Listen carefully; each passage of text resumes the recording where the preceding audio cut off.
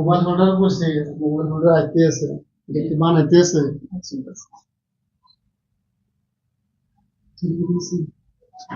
দুইশো জন জয়েন হয়েছে, 200 জন জয়েন হয়ে গেছে।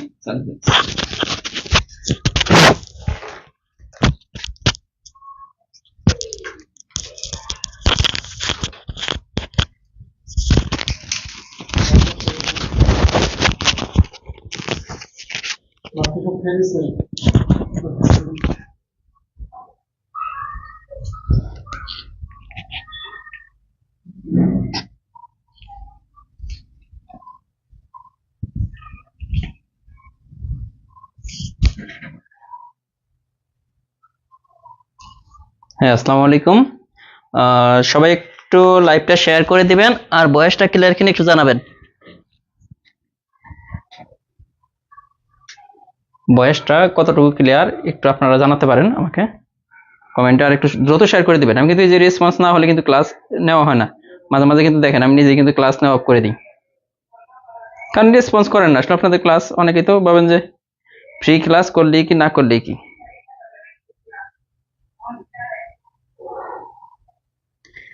কিন্তু ক্লাসগুলো যে খুবই গুরুত্বপূর্ণ এটা তো বুঝেন না আপনারা, যে এত গুরুত্বপূর্ণ ক্লাস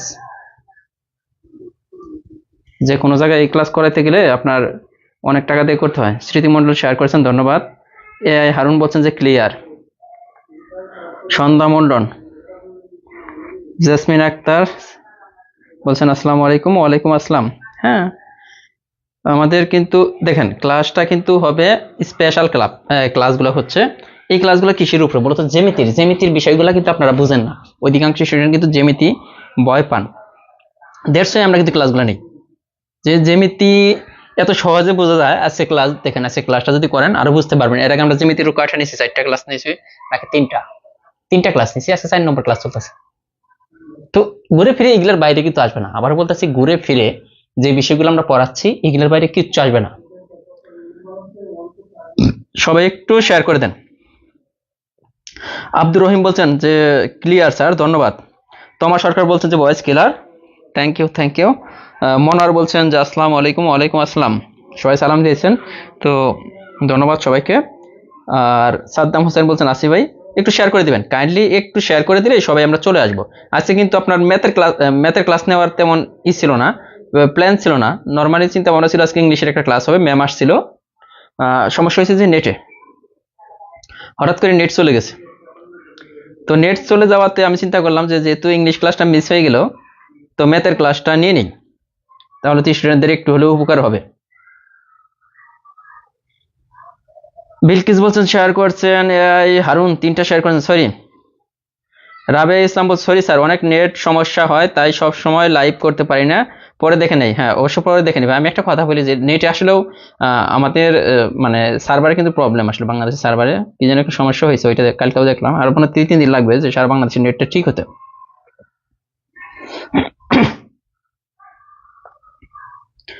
শেয়ার করছেন SM মনোয়ার হোসেন, শেয়ার করছেন, ধন্যবাদ। মনিনাথ শেয়ার করছেন। তানিয়া সুলতানা বলছেন কেমন আছেন? আলহামদুলিল্লাহ ভালো আছি, যদিও অনেক ব্যস্ততার মধ্যে যাচ্ছে। আপনারা জানেন যে সামনে আমাদের নিবন্ধনের পেইড একটা ব্যাচ 1 তারিখ থেকে ক্লাস শুরু হতে যাচ্ছে, তো ওইটা নিয়ে ব্যস্ততা। আর তো ক্লাস তো আছে, বইয়ের কাজ তো আছে। স্যার একটু পরিমিতির ম্যাথ ক্লাস নেন প্লিজ। শিরিন ইসলাম বলছেন ইনশাল্লাহ নিব আপু। আয়েশা স্বপ্ন বলছেন স্যার ভর্তি হয়েছি, কিভাবে বুঝবো ক্লাস হবে? ক্লাস হওয়ার আগে আপনাকে লিঙ্ক দেওয়া হবে, টেনশনের কিছু নাই। শাহিনুর ইসলাম বলছেন এটা কোন বই থেকে ক্লাস নিচ্ছেন? আমরা ক্লাস নিচ্ছি মূলত কোন বই এটা বলেন তো, বলতে পারেন কিনা? যে এটা হচ্ছে প্রাইমারি শর্ট সাজেশন বই থেকে। এই যে প্রাইমারি শর্ট সাজেশন যে বইটা, এই বইটা থেকে কিন্তু আমরা ক্লাসটা নিচ্ছি। এই যে প্রাইমারি শর্ট সাজেশন, শেষ সময়ের প্রস্তুতি, খুব গুরুত্বপূর্ণ একটা বই, আপনারা জানেন। তো এই বইটা থেকে কিন্তু ক্লাসগুলো নেওয়া হচ্ছে।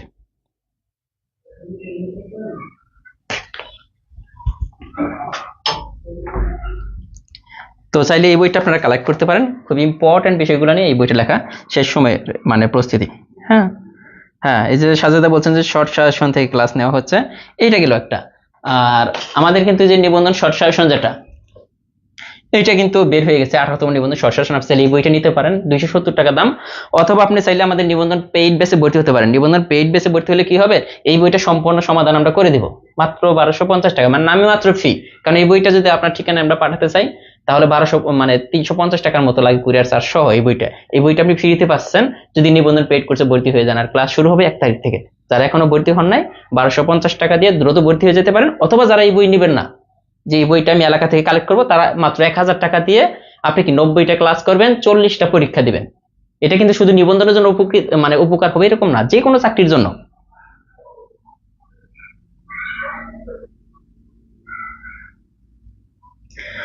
মেঘকন্যা বলছেন 8 তারিখ ভর্তি হয়েছে, এখনো কুরিয়ার সার্ভিসে বইটা আসে নাই, খোঁজ নিয়ে দেখলাম। মেঘকন্যা আপনি একটু যোগাযোগ করবেন এই নম্বরে, যাদের বই এখনো পান নাই। 01746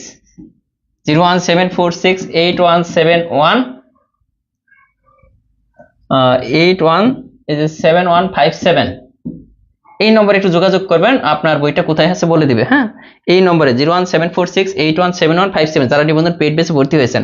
আর অথবা যারা ভর্তি হতে চাচ্ছেন তারা এই নম্বরে যোগাযোগ করবেন, যে নিবন্ধন পেইড বেসে ভর্তি হবে 01519229। এই নম্বরে মানে প্রবলেমের জন্য এই নম্বর, প্রবলেম সমাধান হবে এই নম্বরে। আর ভর্তি হওয়ার জন্য এই নম্বরে যোগাযোগ করবেন। ক্লাস কিন্তু 1 তারিখে শুরু হয়ে যাবে, লিঙ্ক দিয়ে দিব। এই যে আমরা কিন্তু 1000 হলেই ক্লাস শুরু করে দিব, 1000 হলেই ক্লাস শুরু করে দিব, হয়ে গেছে প্রায়। সবাই একটু শেয়ার করে দিবেন, ক্লাসটা সবাই একটু শেয়ার করে দেন।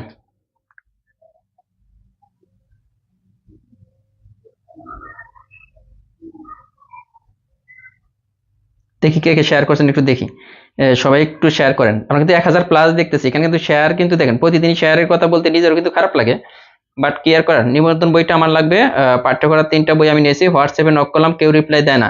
আপনি নিবন্ধনের বই অর্ডার করতে হলে যারা শুধু বই কিনতে চান তাদের জন্য কিন্তু আরেকটা নম্বর, আসলে এক এক অফিস থেকে এক একটা কাজ করা হয়, তো যারা বই অর্ডার করতে চান আমাদের 01754896763 এই নম্বরে চাইলে আপনি আমাদের যে কোনো বই অর্ডার করতে পারেন, এই নম্বরে ফোন দিয়ে বা হোয়াটসঅ্যাপে।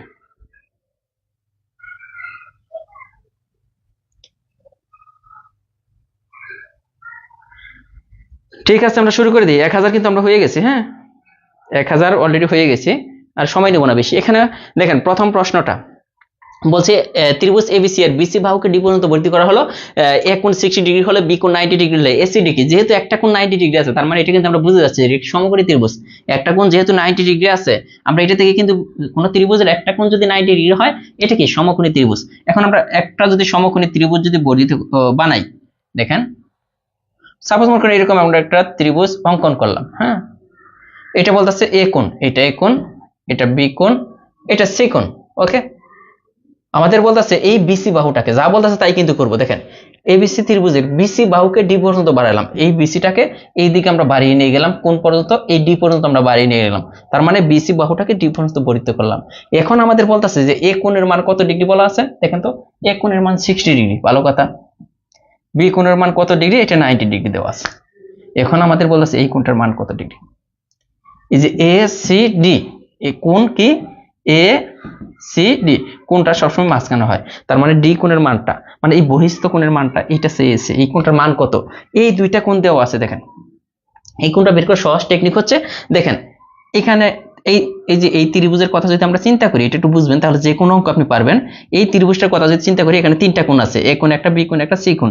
ত্রিভুজের অন্তঃস্থ কোণ মানে ভিতরের কোণ 3টা, এটা কিন্তু বহিস্থ কোণ, এটা হচ্ছে বহিস্থ কোণ। দেখেন এই যে এই কোণটার পরিমাণ কত, আমরা দুইটা সিস্টেমে করতে পারি।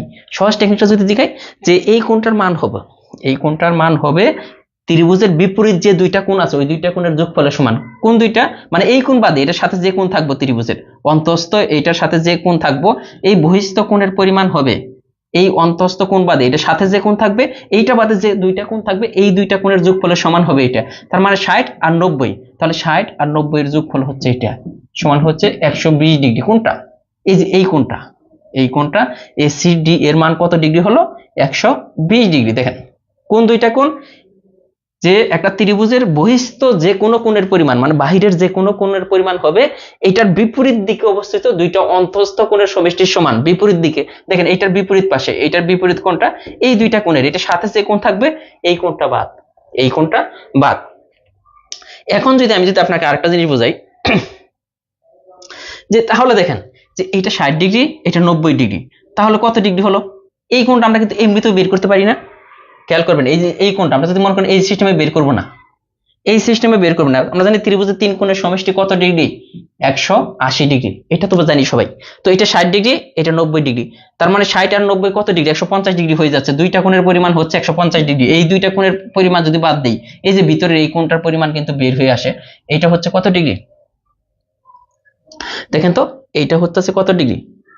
ও, এটা কত ডিগ্রি ধরছিলাম? 60 আর 90, 150 কিন্তু এটা হবে। হ্যাঁ, ওইখানে মনে হয় বিপরীত দুইটা অন্তস্থ, 60 আর 90, এটা হবে 150 ডিগ্রি। সরি, এটা মনে রাখেন, কারণ এখানে আমার যোগ করতে বলা হয়েছে। হ্যাঁ, এটা যাক, এটা আমরা বলতেছি না, আমরা বলতেছি যে এটা 60 আর এটা যদি 90 হয়, তাহলে টোটাল হচ্ছে 150, 180 তিনটা, তার মানে এটা কিন্তু 30 ডিগ্রি। এটা যদি 30 ডিগ্রি হয়, এখন দেখেন এটা যদি 30 ডিগ্রি হয়, তার মানে এই টোটালটার মান কত ডিগ্রি? দেখেন তো, এটা সরল কোণ না, সরল কোণের পরিমাণ কত ডিগ্রি? 180 ডিগ্রি, কারণ এখানে 180 ডিগ্রি কোণ উৎপন্ন হয়েছে। টোটালটার পরিমাণ 180 ডিগ্রি, ভিতরের এইটুকু যদি 30 ডিগ্রি হয়ে যায়, তাহলে এইটুকু কত হবে? এইটুকু কত হবে? 150, কারণ 30 আর 150 টোটাল কত ডিগ্রি? 180 ডিগ্রি। তার মানে এটা কিন্তু এইভাবে আমরা বের করতে পারি। তার মানে এটা 30, এটা 150। অথবা আমরা যে জিনিসটা বললাম প্রশ্ন থেকে, আমরা কিভাবে বলবো যে এখানে আমরা আরেকবার যদি একটু ড্র করি, তাহলে আমি একটু সুন্দরভাবে বুঝাই দিতে পারবো যে এ বি সি একটা ত্রিভুজ, এটাকে ডি পর্যন্ত বর্ধিত করলাম। আমাদের এই কোণের মান দেওয়া আছে 60 ডিগ্রি, এই কোণের মান দেওয়া আছে 90 ডিগ্রি।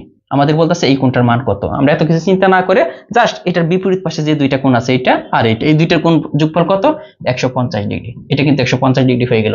অথবা আপনি এইভাবে বের করতে পারেন, যেটা আমি একটু আগে বুঝালাম, এই যে এটা এইভাবে আমরা করলাম, সমস্যা নেই। A B C D. এখন দেখেন এটা যদি কয় ডিগ্রি? 60 ডিগ্রি বলতেছে, এটা 90 ডিগ্রি। তার মানে এই দুইটা কোণের যোগফল কত? 150 ডিগ্রি। ত্রিভুজের 3 কোণের সমষ্টি কত হবে? 180 ডিগ্রি। তার মানে 150, আর এটা যদি 30 ডিগ্রি হয়, তাহলে 180 ডিগ্রি হচ্ছে। যেহেতু এই টোটাল এই সম্পূর্ণ কোণের পরিমাণ হচ্ছে 180 ডিগ্রি, এখান থেকে এই পর্যন্ত, কিন্তু ভিতরের এইটুকুর পরিমাণ 30 ডিগ্রি বাদ দেন, তাহলে আমরা বাহিরের এইটুকুর মান জানি কত ডিগ্রি হবে? 150 ডিগ্রি। দেখেন ক্লিয়ার কিনে? এই ধরনের অঙ্ক কিন্তু পরীক্ষায় আসে। হ্যাঁ, 150 ডিগ্রি সরল কোণ। এখন দেখেন যে এই বিষয়টা ক্লিয়ার হয়েছে কিনা। পরীক্ষার হলে কিন্তু ঘুরিয়ে ফিরে আসতে পারে, এটা কিন্তু ঘুরিয়ে ফিরে আসতে পারে। এখন পরীক্ষার হলে এইটা না আসে, এরকম যদি আসতো তাও কিন্তু আপনি পারতেন। এই অঙ্কটা এইভাবে আসতে পারতো না। মনে করেন যে এই ত্রিভুজটাই এরকম আছে, এই বাহুটাকে বর্ধিত না করে এইদিকে আমরা একটু বর্ধিত যদি করি, এইদিকে যদি বর্ধিত করি, মনে করেন আগের মতোই এটা দেওয়া ছিল 60 ডিগ্রি, এটা 90 ডিগ্রি, আর এটা 30 ডিগ্রি। তাও দেখেন আমাদের যদি বলে এই কোণটার মান কত ডিগ্রি, এই কোণটার মান কত ডিগ্রি, আপনি কিন্তু নরমালি তো এটা 90 ডিগ্রি হওয়াতে আপনি বুঝে গেছেন যে এইটাও 90 ডিগ্রি হবে। কিন্তু দেখেন এই দুইটা কোণের যোগফল কত? কারণ এইটার বিপরীত দিকে কোন কোণ? এই কোণের বিপরীত দিকে যে কোণ হবে ওই দুইটা, 60 আর 30 এর যোগফল 90। মানে উল্টা পাশেটাও আসতে পারে পরীক্ষার হলে, ঘুরিয়ে ফিরে যেভাবে আসুক আপনি যেন অ্যান্সার করতে পারেন। কারণ এই নিয়মে জব ম্যাথ বই থেকে অনেকগুলো ম্যাথ আছে, আপনি সেগুলো সমাধান করবেন নিজে নিজে, তাহলে কিন্তু আপনি পারবেন। রুনা লাইলা সরকার বলছেন যে আপনি খুব সুন্দর করে বোঝান, ধন্যবাদ আপনাকে। যে ক্লিয়ার কিনা, একটু ক্লিয়ার হলে আমরা পরেরটা চলে যাবো। আমরা কিন্তু দুইটা সিস্টেমে দেখিয়ে দিলাম। কারণ আমি চাই যে ম্যাথটা একদম সহজভাবে উপস্থাপন করার জন্য আপনাদের মাঝে, যে ম্যাথটা একদম সহজভাবে আপনারা বুঝবেন, এটা হচ্ছে আমার চাওয়া, আর কোনো কিছু কিন্তু চাওয়া নেই। বলছে একটি সুষম বহুভুজের একটি বহিস্থ কোণের পরিমাণ 45 ডিগ্রি হলে বহুভুজের বাহুর সংখ্যা।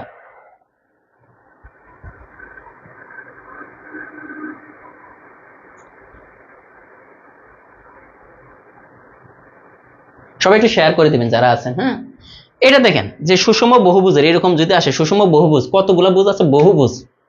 এটার একটি বহিস্থ কোণের পরিমাণ 45 ডিগ্রি যদি দেওয়া থাকে, হ্যাঁ, বহুভুজের বাহুর সংখ্যা কত? এই ধরনের অঙ্ক আসলে সহজ, টেকনিকটা হচ্ছে খুবই সহজ। যদি বহুভুজের দেখেন এই যে বহিস্থ কোণের পরিমাণ যদি দেওয়া থাকে, একদম সহজ ব্যাপারটা। বহিস্থ কোণের পরিমাণ দেওয়া থাকলে 360 ডিগ্রিকে এই বহিস্থ কোণের পরিমাণ দ্বারা ভাগ করলেই অ্যান্সারটা চলে আসবো। যদি বহিস্থ কোণের পরিমাণ দেওয়া থাকে, এটা তো সরাসরি বহিস্থ কোণের পরিমাণ দেওয়া আছে। দেখেন বহিস্থ কোণ, যদি অন্তঃস্থ কোণের পরিমাণ দেওয়া থাকে সেম অঙ্ক, এখানে বলা থাকবে শুধু অন্তঃস্থ। অন্তঃস্থ কোণের পরিমাণ যদি দেওয়া থাকে, তাহলে আমাদের বহিস্থ কোণের পরিমাণটা বের করতে হবে। বহিস্থ কোণের পরিমাণটা কিভাবে বের করব? 180 ডিগ্রি থেকে এই অন্তঃস্থ কোণের পরিমাণটা বিয়োগ করে দেব। এখানে যদি অন্তঃস্থ কোণের পরিমাণ যা দেওয়া থাকবে, সাপোজ মনে করুন একটি বহুভুজের একটি অন্তঃস্থ কোণের পরিমাণ যদি দেওয়া থাকে 60 ডিগ্রি, তাহলে আমাদের বললো এর বাহুর সংখ্যা কত হবে। যদি অন্তস্থ কোণের টার্ম যদি এখানে লিখি, তাহলে আমাদের ওই 360 ডিগ্রি ঠিকই আছে, খালি কি হবে, আমাদের এই অন্তস্থ কোণ দেওয়া আছে না, এটাকে আমাদের বহিস্থ কোণ বের করতে হবে। বহিস্থ কোণ বের করতে হলে কি করতে হবে, এই যে অন্তস্থ কোণের পরিমাণ 180 ডিগ্রি থেকে এই অন্তস্থ যে কোণের পরিমাণ এটা বিয়োগ করে দিতে হবে 120 ডিগ্রি, এটাকে 120 দ্বারা ভাগ করতে হবে, তখন বহিস্থ কোণ হচ্ছে এটা। এটা করার আমি টেকনিকটা আমি দেখাবো, একটু পরেই আছে। তাহলে এই ধরনের কাজটি বহিস্থ কোণের পরিমাণ যদি দেওয়া থাকে, সহজ হিসাব, 360 ডিগ্রিকে কয় দ্বারা ভাগ করব, এই বহিস্থ কোণের পরিমাণ দ্বারা ভাগ করব। তো এটাকে যদি এটা দ্বারা ভাগ করি, 5 8 40 শূন্য, তার মানে 8 বার যাচ্ছে, 4 8 32, তার মানে 8। দেখেন বাহুর সংখ্যা হচ্ছে 8 যদি বহিস্থ কোণের পরিমাণ এটা দেওয়া থাকে। হয়ে গেল। এখন যদি আসে অন্তস্থ কোণের পরিমাণ, পরের অঙ্কটা আমি দিয়েছি যে দুইটা পদ্ধতিতে এই প্রশ্নটা হতে পারে পরীক্ষার হলে। একটা হচ্ছে বহিস্থ কোণের পরিমাণ সরাসরি দেওয়া থাকবে, আর কাছে অন্তস্থ কোণের পরিমাণ দেওয়া থাকবে, আমরা বহিস্থ কোণের পরিমাণটা বের করে নেব। কিভাবে বের করব দেখেন, সুষম বহুভুজের অন্তঃকোণের পরিমাণ, এটার ওইটার মধ্যে পার্থক্য কি, ওইটার মধ্যে বহিস্থ কোণের পরিমাণ, এটা অন্তঃকোণের পরিমাণ দিচ্ছে, বাহুর সংখ্যা কত এটাই চেয়েছে না, তাহলে উপর তো 360 হবেই।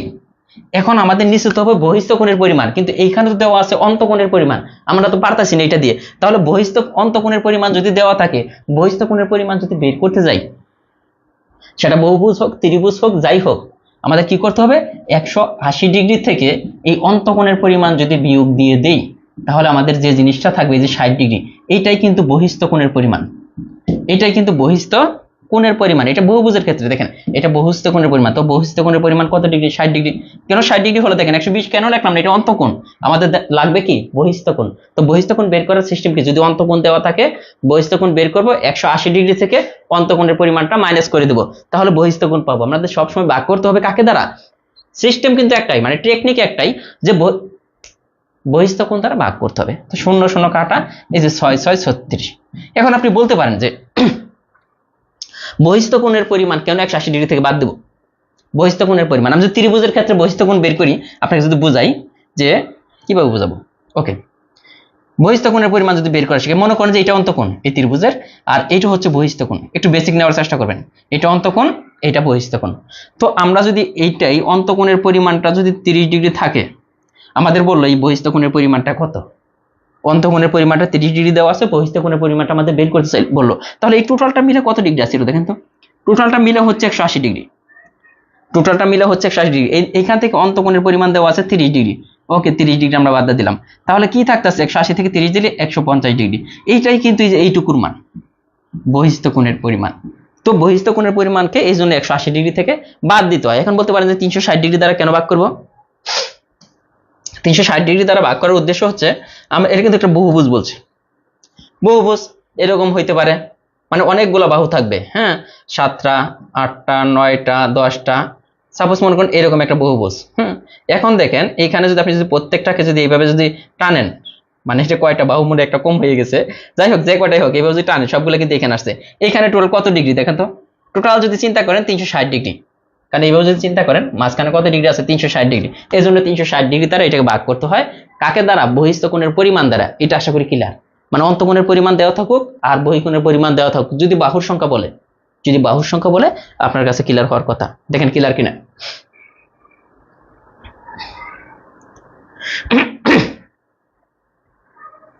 দেখেন যে এখানে বেসিকটা আপনার ক্লিয়ার হয়েছে কিনা।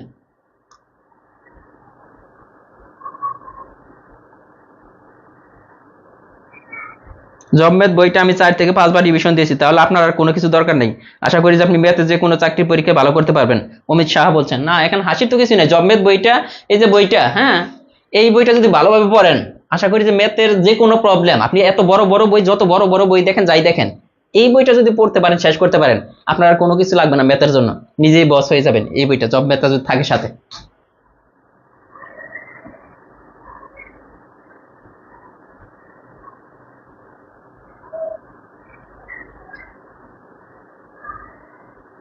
হ্যাঁ বহিস্থ কোণ মানে কি বাইরের কোণ, আর অন্তঃকোণ মানে ভিতরে। অল ক্লিয়ার, এই যে রিপন আসারজি বলছেন যে অল ক্লিয়ার, আলহামদুলিল্লাহ। আকলিমা আক্তার রাকি বলছেন ম্যাথ ক্লাস এভরিডে চাই। আমি কিন্তু ক্লিয়ার না হলে কিন্তু পরের অঙ্কে যাই না, ক্লিয়ার অঙ্কে আমাদের কিন্তু পেইড বেসের ক্লাসগুলো যারা ভর্তি হবেন তারা কিন্তু অনেক উপকৃত হবেন, কারণ ম্যাথ ক্লাসগুলো মানে সেম ভাবে করা হবে কিন্তু আরো ইফেক্টিভ হবে আপনি যদি রেগুলার ওইখানে ক্লাস করেন, ওইখান থেকে একদম রেগুলার ক্লাস হবে। আলিজা বলছেন স্যার কেমন আছেন, আলহামদুলিল্লাহ। মডেল টেস্ট গণিতগুলো করে দিয়েন। চানু খন্দকার শাহিন বলছেন স্যার আপনার ক্লাসগুলো অনেক ভালো লাগে। অমিত সাহা ভাই তাহলে 20-এ 20 পাবো ইনশাল্লাহ। হ্যাঁ অবশ্যই আপনি ভালো করতে পারবেন। পদ্মপাতার জল ইদানিং ক্লাসের সংখ্যা কমে যাচ্ছে। ক্লাসের সংখ্যা কমে যাওয়ার একটাই কারণ আপনাদের এই যে লাইক কমেন্ট শেয়ারের পরিমাণ কমে যাচ্ছে, আমাদের ক্লাস সংখ্যা আমরা কমিয়ে দিচ্ছি। কারণ এখানে একটা ক্লাস নেওয়ার আমি পেড বেসে একটা ক্লাস নিলে দেখা গেলো এক ক্লাসের বিনিময়ে আমি 7-8 হাজার টাকা ইনকাম করতে পারতেছি। এখানে তো ফ্রি বক বক করে লাভ নাই, তাই না? আপনারা ক্লাস ফ্রিতে পাবেন তারপরেও ভালো লাগে না, তো ব্যাপারটা কেমন না?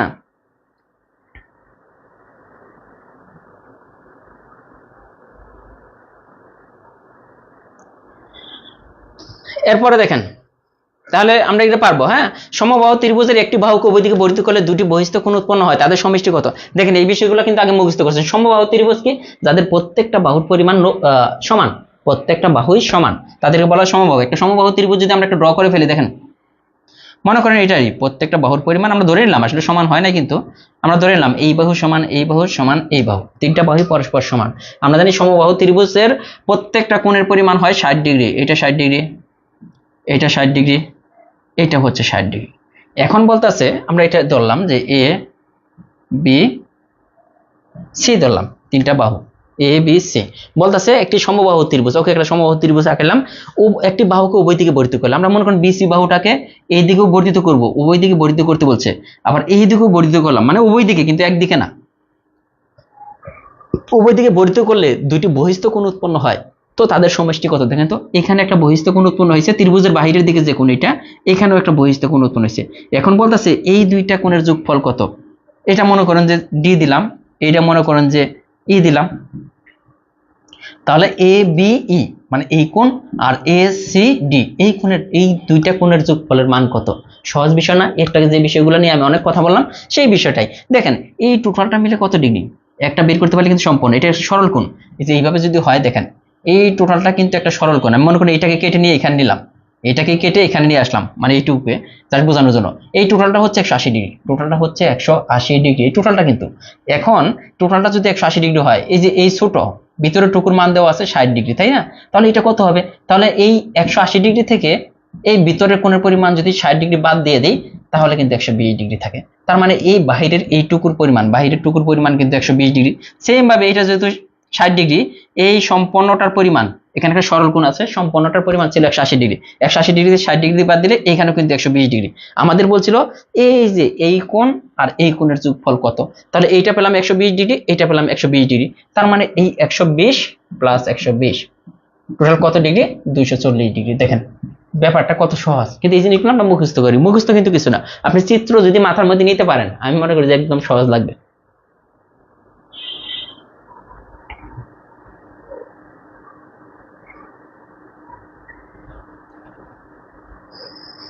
আশরাফুল্লাহ লিখছেন যে 180 minus 60 degree. S K M Ainul Haque বলছেন যে 240 ডিগ্রি, সার্কেটিং সিং এর মতো দেখা যায়। এটা সবাই বলে। অমিত শাহ বলছেন স্যারের বইটা মার্চ মাস থেকে। আমি আবার বলতেছি জব ম্যাথ যদি আপনি ভালো করে শেষ করতে পারেন আর কিচ্ছু লাগবে না ম্যাথের জন্য। রাসেল আহমেদ রাজ বলছেন আপনার বোঝানোর টেকনিক অনেক সুন্দর, ধন্যবাদ। হ্যাঁ, এই যে আপনাদের কিন্তু এই যে ভালো লাগা, মানে আমি বুঝাইলে যে আপনারা বুঝতে পারেন, এই বিষয়টাতে আমার ভালো লাগে, সত্যিকার কথা। একটু শেয়ার করে দেন, যারা এখন আছেন একটু শেয়ার করে দেন।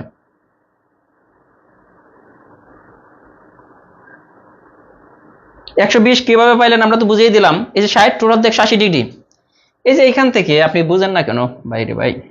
মনে করেন যে এই জিনিসটাকে আমরা কেটে, এইটুকুকে যদি আমরা কেটে যদি এখানে নিয়ে যাই, এইটুকু কাটলাম মনে করেন, কাইটা এখানে নিয়ে আসলাম এরকম, এইটুকু তো 60 দেওয়া আছে।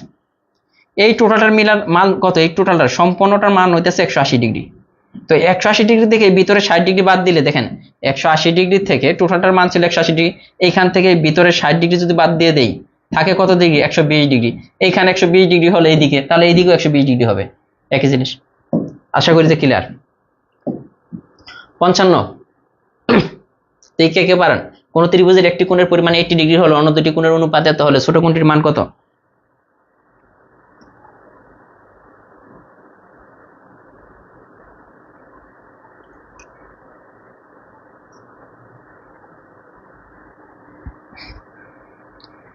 তাকরিমা তুলি বলছেন আমার দেখা গণিতের বেস্ট টিচার। যাক আলহামদুলিল্লাহ। তাহিয়া রহমান বলছে স্যার প্রতিদিন ক্লাস চাই, এর আগে আবার যে গাজীউর রহমান বলছেন আপনি অনেক ভালো পড়ান, আলহামদুলিল্লাহ, দোয়া করবেন সবাই। হ্যাঁ, এই যে রিমন বণিক বলছেন যে আপনার ক্লাস দেখে ম্যাথ এখন পানি পানি লাগে।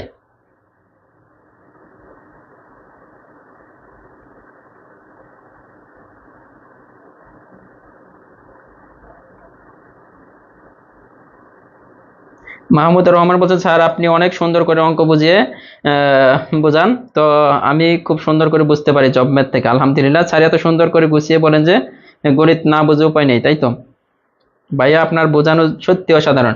ইনশাল্লাহ পেইড বেসে, নিবন্ধন পেইড বেসের ক্লাসগুলো কিন্তু আরো স্পেশাল হবে, আবারও বলতেছে আরো স্পেশাল হবে। দেখেন কোন ত্রিভুজের একটি কোণের পরিমাণ এত, অন্য দুইটি কোণের অনুপাত এইটা, একটা কোণের পরিমাণ এত, ব্যাপারটা বুঝতে হবে, একটা কোণের পরিমাণ এত, অপর দুইটা কোণের অনুপাত দেওয়া আছে এত হলে ছোট কোণটির পরিমাণ কত, এটা আমরা কয়েকটা সিস্টেমে করতে পারি। আমরা কি বলছিলাম, অনুপাত যেখানে থাকবে ওইখানে x দ্বারা গুণ করে দিব, তো অপর দুইটা কোণের পরিমাণ আমরা ধরে নিলাম একটা 2x আর একটা 3x। ওকে, এইটা মানে দুইটা কোণের পরিমাণ। দেখেন একটা ত্রিভুজের তিনটা কোণের যোগফল কত, 180 ডিগ্রি। আমরা জানি একটা ত্রিভুজ যেরকমই হোক এই তিনটা কোণের যোগফল হবে 180 ডিগ্রি। এইখান থেকে আমাদের বলতেছে যে দুইটা কোণের একটা কোণের পরিমাণ 80 ডিগ্রি, তো 80 ডিগ্রি আমরা বাদ দিলাম, থাকতেছে 100 ডিগ্রি। অপর দুইটা মানে একটা কোণের পরিমাণ, সাপোজ মনে করুন এইটাই আমরা 80 ডিগ্রি দিলাম, তাহলে এই দুইটা কোণের পরিমাণ কত হবে, এটা যদি 80 ডিগ্রি হয় তাহলে এই দুইটা কোণের যোগফল কিন্তু 100 ডিগ্রি হবে। কেন 100 ডিগ্রি? আমরা জানি যে একটা ত্রিভুজের তিনটা কোণের যোগফল, এই তিনটা কোণের যোগফল 180 ডিগ্রি, সেখান থেকে একটা কোণ যদি 80 ডিগ্রি হয়, বাকি দুইটা কোণ 100 ডিগ্রি, তো আমরা পেয়ে গেলাম যে বাকি দুইটা কোণ 80 ডিগ্রি। কিন্তু আমাদের বলা নাই যে ওই দুইটা কোণের কার মান কত, বাকি যে দুইটা কোণ আছে এখানে শুধু বলা আছে যে এই দুইটা কোণের যোগফল 100 ডিগ্রি, কিন্তু এখানে বলা নাই যে এ কত ডিগ্রি হবে, এটা কত ডিগ্রি হবে, কোন কোণের পরিমাণ বলা নাই, আমাদের বলছে ছোট কোণটির মান কত হবে। ওকে, এটা বের করতে হলে আমরা বাকি দুইটা কোণের অনুপাত কত দেওয়া আছে দেখেন তো, এইটা আমরা ধরে নিলাম বাকি দুইটা কোণের, একটা হচ্ছে 2x আর একটা হচ্ছে 3x, আমরা কিন্তু ধরে নিচ্ছি ওইখান থেকে। এখন দেখবো যে এই দুইটা কোণের যোগফল কত, যে 2x প্লাস 3x, বাকি যে দুইটা কোণ, এই দুইটা কোণের যোগফল কত দেখেন তো, বাকি দুইটা কোণের যোগফল দেওয়া আছে 100 ডিগ্রি, তাহলে এইখানে 100 ডিগ্রি দিয়ে ফেলেন। ওকে, এখন দেখেন তো এই যে 5x সমান 100, x সমান কত হবে, 100/5 সমান হচ্ছে 20। এখন আপনি বের করে ফেলতে পারেন x এর মান, যেহেতু পেয়ে গেছি এখানে যদি বসিয়ে দেন x এর মানটা, দেখেন 20 দ্বিগুণে কত, 40 ডিগ্রি একটা কোণ আর একটা কোণ 60 ডিগ্রি। দেখেন তো দুইটা কোণের পরিমাণ 100 ডিগ্রি হয়েছে না হয়েছে। আমাদের এখানে কি বলছে যে ছোট কোণটির মান কত, তো ছোট কোণটি কত, এখানে 40 এখানে 60, তার মানে ছোট কোণটি 40 ডিগ্রি। যদি বলতো বড় কোণটি কত, বড় কোণটির মান এই দুইটার মধ্যে বড় কোণটি কত, 60 ডিগ্রি, তাহলে 60 ডিগ্রি। এখন দেখেন এটা যদি 80 ডিগ্রি হয়, এটা 40 ডিগ্রি ধরেন, এটা 60 ডিগ্রি, টোটাল মিলে 180 ডিগ্রি হয়েছে কিনা দেখেন তো, 40 আর 60 100 আর 80, টোটাল কিন্তু 180 ডিগ্রি হবে। ঠিক আছে, এটা ক্লিয়ার হলে আমি পরের অঙ্কে যাব।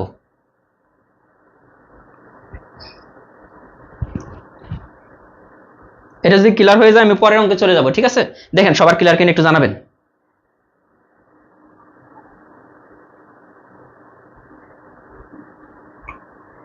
কিন্তু যে ক্লাসে আসা হয় না, আপনারা শেয়ার করেন না, শেয়ার করতে বলি বেশি বেশি, কিন্তু শেয়ার কম করেন, এজন্য কিন্তু ক্লাস কম নেওয়া হচ্ছে।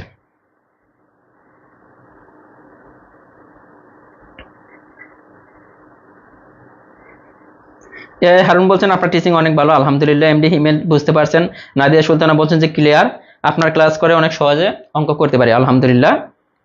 মানে আমি যতটুকু পারি ততটুকু আমি বোঝানোর চেষ্টা করি, আমি যে আবার সব পারি ব্যাপার কিন্তু ওইরকম না, মানে যতটুকু বুঝি ততটুকু আমি বোঝানোর চেষ্টা করি। মোটামুটি সবাই কিন্তু বুঝতে পারছেন। তাহলে পরেরটা চলে গেলাম, কেমন? যে সাকিয়া আক্তার স্বপ্না বলছে থ্যাংকস স্যার, জ্যামিতি এত সহজ করে বোঝানোর জন্য, ক্লিয়ার। ওকে, মানে প্রত্যেক জ্যামিতি কিন্তু একদম সহজ, জ্যামিতিতে যে মার্কগুলো আসে ওইটা একদম সহজ। এই যে এই জিনিসটা দেখেন, চতুর্ভুজের 4 কোণের সমষ্টি কত, মনে করেন যে এটা আমাদের মনে নাই, চতুর্ভুজের 4 কোণের সমষ্টি আমরা সবাই জানি। চতুর্ভুজ কাকে বলে, 4টি বাহু দ্বারা সীমাবদ্ধ ক্ষেত্র, সেটা বাঁকা যেরকম মনে হয় সেরকম হোক, এই 4টি বাহু দ্বারা সীমাবদ্ধ ক্ষেত্র, এই 4টা কোণের যোগফল আমরা নরমালি মুখস্থ করছি কত ডিগ্রি, 360 ডিগ্রি। এটা মুখস্থ করছি না, যে চতুর্ভুজের 4 কোণের সমষ্টি কত ডিগ্রি, 360 ডিগ্রি। এই বিষয়গুলো চতুর্ভুজ না আয় যখন ষড়ভুজ এসে পড়বে, যে ষড়ভুজের 6 কোণের সমষ্টি কত, বা অষ্টভুজের 8 কোণের সমষ্টি কত, তখন কিন্তু বলবো না। বলেন তো দেখি অষ্টভুজের 8 কোণের সমষ্টি কত, দেখি কে কে পারেন। অষ্টভুজের 8 কোণের সমষ্টি কত? এই যে 8টা যে কোণ থাকে অষ্টভুজের, 8টা যদি ভুজ হয় তাহলে কোণ হবে 8টা। এই অষ্টভুজের 8 কোণের সমষ্টি কত থেকে কে কে বের করতে পারেন? চতুর্ভুজ ত্রিভুজ কিন্তু সবাই বের করতে পারি। ত্রিভুজেরটা কত? ত্রিভুজের 3 কোণের সমষ্টি 180 ডিগ্রি। অষ্টভুজেরটা কত হবে?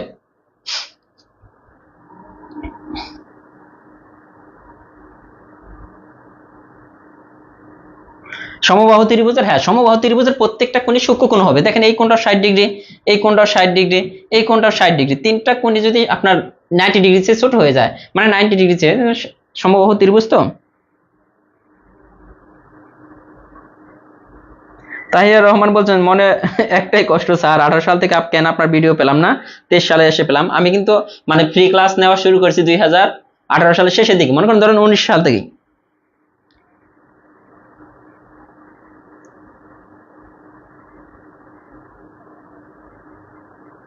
$720 ডিগ্রি এমডি সাদিকুর রহমান। ওকে, আমি এই জিনিসটা বুঝাই দিব যে অষ্টভুজের হলে ষড়ভুজের হলে কিভাবে বের করব। আমরা দেখলাম যে ত্রিভুজেরটা আর আপনার এটা সবাই জানে, ত্রিভুজেরটা কত ডিগ্রি, ত্রিভুজের চতুর্ভুজেরটা তো আমরা দেখলাম যে 360 ডিগ্রি। এটা কিভাবে আসে, এটা একটা টেকনিক আছে। হ্যাঁ, ওই দিন আমি বলেছিলাম যে 2n - 4 × 90। এই যে জিনিসটা মনে রাখবেন, 2n - 4 × 90। যে কোনো যত কোণ আসবে, যেমন আমরা ত্রিভুজেরটা প্রথমে আমরা বের করে দিই। ত্রিভুজের ক্ষেত্রে n = 3 হবে, বাহুর সংখ্যা, যেহেতু তিনটা বাহু, এই n টা হচ্ছে বাহুর সংখ্যা। তাহলে এখানে দেখেন তো ত্রিভুজের 180 ডিগ্রি হয় কিনা, 2 × 3 - 4 × 90। ত্রিভুজেরটা আমরা বের করলাম। 3 × 6, 6 থেকে 4 বাদ দেন, 3 × 6, 6 থেকে 4 বাদ দিলে 2 × 90, দেখেন 180 ডিগ্রি। তার মানে ত্রিভুজেরটা কিন্তু আমরা পেয়ে গেলাম 180 ডিগ্রি। ওকে, ত্রিভুজেরটা আমরা জানি সবাই মুখস্থ, এটা বের করলেও যা না করলেও তাই। এখন আসেন যে এইখানে যদি চতুর্ভুজ হয়ে যায় তাহলে n = কত হবে? চতুর্ভুজ হলে n = 4 হবে। ওকে, 2 × দেখেন 4 - 4 × কত? 90। ঠিক আছে, এখন দেখেন তো কত হয়, 4 × 8, 8 এর থেকে 4 বিয়োগ করেন তাহলে থাকে 4 × 90 সমান কত হয়? 4 নং 36, 360 ডিগ্রি। মানে চতুর্ভুজের 4 কোণের সমষ্টি 360 ডিগ্রি। মিলতেছে? এটা কিন্তু মিলে গেল। এরপরে দেখেন n এর পরিবর্তে যদি 5 চলে আসে, তার মানে পঞ্চভুজের 5 কোণের সমষ্টি কত? এই সূত্র তো সেম থাকবো। এইখানে শুধু দেখেন, এইখানে শুধু এই যে n এর পরিবর্তে যে n ছিল 2n, এখানে কিন্তু 5 হয়ে যাবে। তাহলে দেখেন 5 হয়ে গেলে এখানে কত হয়? এই যে 5 × 10, 10 এর থেকে 6 বাদ দিলে কত থাকে? 10 এর থেকে 4 বাদ দিলে 6 থাকে। 6 নং কত? দেখেন তো 54। তার মানে পঞ্চভুজের 5 কোণের সমষ্টি 540 ডিগ্রি। সেম ভাবে যদি আসে ষড়ভুজ, কত কি হবে ষড়ভুজের ক্ষেত্রে বলেন তো? এখানে শুধু n এর পরিবর্তে, ষড়ভুজের ক্ষেত্রে দেখেন কতগুলো আমি বের করে দিতেছি, n এর পরিবর্তে 6 হয়ে যাবে। এখানে কত হয়ে যাবে? 6 হয়ে যাবে। দেখেন 6, তাহলে 6 × 12, 12 থেকে যদি আপনি 4 বাদ দেন, সবসময় 4 বিয়োগ হবে, এটা কিন্তু ফিক্সড। 4 বাদ দিলে থাকে 8, তাহলে এখানে কিন্তু 8 হয়ে গেল। হ্যাঁ, 8 নং কত? 72, 720 ডিগ্রি। এটা কত? ষড়ভুজ। সেম ভাবে যদি সপ্তভুজেরটা করি, সপ্তভুজেরটা আপনারা করবেন যে সপ্তভুজের, আরে কি হচ্ছে, সপ্তভুজের কয় কোণের সমষ্টি? 7 কোণের সমষ্টি কত? পরীক্ষা কিন্তু এই যে চতুর্ভুজে আসবে এরকম না, 7টা ভুজ হবে। হ্যাঁ, সপ্তভুজেরটা আপনারা করেন, দেখি অ্যান্সারটা পারেন কিনা।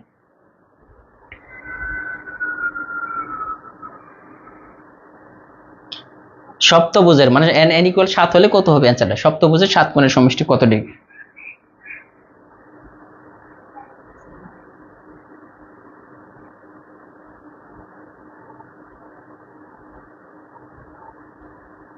একটু দেখি কে কে পারেন যে সপ্তভুজের 7 কোণের সমষ্টিটা কত ডিগ্রি হবে।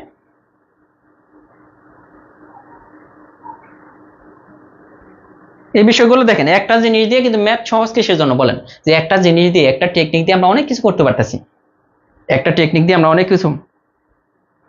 আরজুজ্জামান বলছেন আমি 2 মাস হয় আপনার ক্লাস পাইছি, ধন্যবাদ।